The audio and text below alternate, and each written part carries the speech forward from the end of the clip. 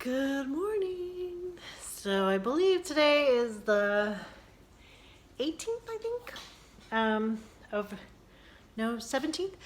17th of November, 2021. And I have spent the morning researching the 2 nursing homes that had a huge outbreak, what appears to be COVID. At the time it was listed as a mystery respiratory illness that infected over 100 residents in 2 nursing homes, including all of the people that worked there got sick as well. This was in July of 2019. In August of 2019, Fort Detrick was immediately shut down. It appears that the CDC was actually able to connect the dots between the nursing home and the lab. At this same time, Russia had a biolab that was destroyed by fire. At the same time that this Russian biolab had the fire, there was also a mystery illness that went through a jail in Russia. And it was listed that it was a possible attack on this woman because she was an activist. And so, yeah, so I've been connecting the dots all morning with that. So I'm trying to find a better link between possibly Russia and the United States. The thing that tipped me off was that there were 3 distinct variations of the coronavirus in Wuhan that appeared to be very well distinguished between the 3 of them, which means that it did not come from a single place, and that it had been around for a while. The other thing that I'm trying to link is the fact that it had been around in China for a while before authorities alerted the media. Because they don't have a free press there, it's a lot harder to find news articles. It's quite easy actually to find the news articles about the nursing homes here because we report things like that pretty well. But I'm having a harder time finding a link prior to December in China. So that's what my work has been all morning, this morning, and just kind of connecting the dots. But I wanted to talk about good and bad people. And the reason that I want to talk about this is because it's really hard to confess your sins. When you do something wrong, it's really hard to say, hey, I did something wrong, because you feel so bad about it, or you feel like you're going to get in trouble more for what you did. And so you usually compound your mistakes by trying to cover it up.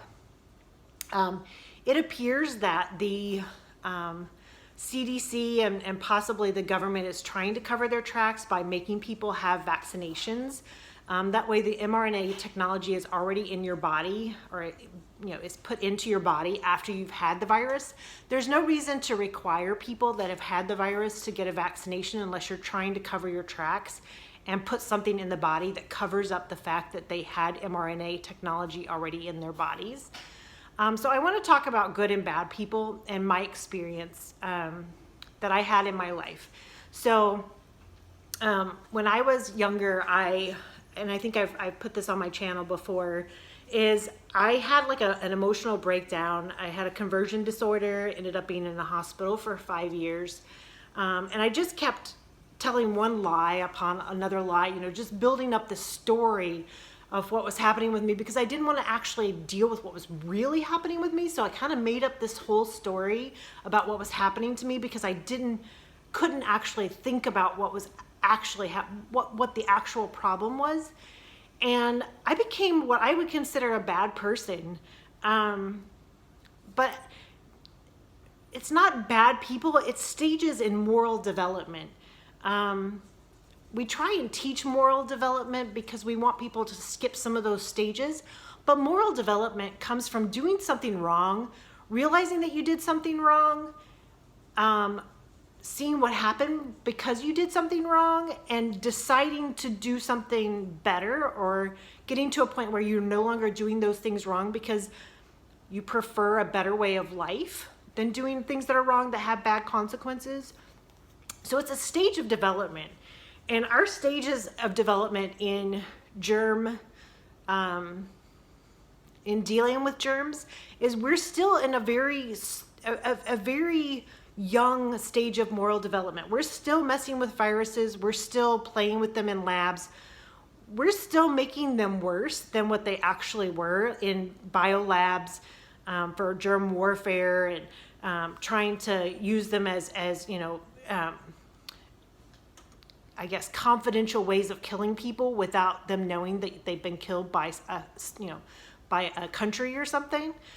So we're still doing that. We're still in a very young infant stage of morality when it comes to our society. And I think that that's very concerning to a lot of people who have already gone through that stage of development and are kind of wincing because we know what happens in that stage of development, of moral development. And so I want to reach out to other countries and explain how that stage progresses. It just keeps getting worse until you reach a point that you either perish or you decide to actually confess what's been going on and deal with what's happening. Usually that's in a very usually it comes out a little bit, the truth comes out a little bit at a time, because you're trying to negate the consequences of telling the truth. So the truth comes out little bits at a time, where it's not quite so, and the world says you need to be put in jail or whatever. The reaction is not quite as much when you have these little bits of information that are coming out of truth. So that is one way of dealing with something that you've done wrong. So I want to express to you that the truth always does come out. The truth it doesn't come out, it's always been there. The truth has always been there. And the more people that know the truth, the faster it comes out, and the more, the quicker that stage goes of the truth being revealed to the rest of the world, or to the rest of society, or to whoever it is that you've wronged. And we're obviously seeing that now. And I would say that it'll be very soon before they actually connect the original coronavirus samples from China, Wuhan, to the samples that were taken from the people that were in the nursing home in July of 2019 here in the United States.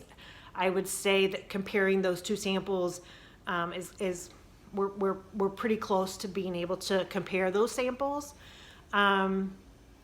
So I would say that if you are in that position where you know a truth and the world is speaking a different vibe, which being in the media limelight with the cruise 2 years ago, I can tell you that when you know the truth and the news is kind of giving you a spin-off version of it, it's extremely important for you to address those discrepancies.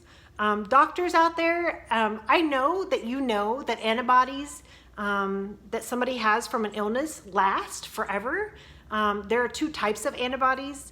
There's more than two types, but the type of antibody that we're trying to get in a vaccine is always there. Once you've had the illness, your antibodies are there. I actually just did my antibody test yesterday. This is 2 years after my COVID. I have not had a vaccine.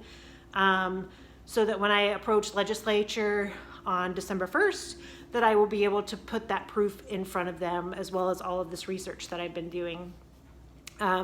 So it's extremely important that we get to the truth so that we can heal. Healing comes with truth. Healing comes for the nation. We've known about biowarfare forever. We've known it's out there. It would not shock any person in any country that you have a biowarfare program. It would shock people if they knew that you were deliberately putting it in nursing homes to clean out areas, or and I hope that that's not true. And that would be, that would be a really hard truth to to digest. But, you know, some of these things are extremely important that we address. And if someone is feeling like it's their problem to solve end of life decisions in nursing homes or in countries where they don't have enough food to feed their people, you know, if somebody has put that on your shoulders and has said, you know, hey, this is your problem to solve, then that needs to be addressed. You know, to make a person or an agency feel like it's their problem, like that's their job, is to actually solve population problems. And they've decided to do it this way, and then everybody gets upset that they decided to do it this way, and yet you gave them that job and you gave them the technology to do it. You know, that's something that has to be addressed. It's something that we all need to talk about. It's something that we need to understand. It's something that those elderly people need to understand, and those people that are in developing countries that can't feed themselves and that are having babies. And you know, it's something that we all have to shoulder. And so I think that it's important that we not say bad people and good people, that we explain that people are in different stages of development in their moral lives and their ethical lives. And that happens through making mistakes. And making mistakes is part of life, as we all know. We all make decisions that later on we regret, or we think that maybe we could have done better. But given the situation and the stage of development that we were in mentally, emotionally, physically, morally, and ethically, we made a decision. And so I just want to express that please step forward. I know that there is a voice of evil out there that comes through really loud and strong. And it is a yin and yang type balance to society. The good cannot remain silent. We have to, I know that you'll be met with this huge onslaught of an attack, and I've experienced it myself on multiple occasions. And I explained it to a lady this way: some days you're just planting seed, you're not harvesting. Some days when you express your opinion and you give your side of the story and you explain truth and you explain it the way that you see it, you're not harvesting, you're not getting back from them, oh, I see your point of view. Some days you're just giving your point of view and they're just giving you theirs back in a hostile way. But you did plant a seed. You did give them that seed of thought to think about as they are quieting down later on. So stay good out there. Or not good, but stay amazing out there. You are amazing. You will always be amazing, even in your mistakes, even in your mess ups, even in the times where I'm beyond disappointed in you. That disappointment hopefully will invigorate you to be better than that, to be better than who you were today. And if you're better than who you were today, tomorrow, hey, nobody can complain. So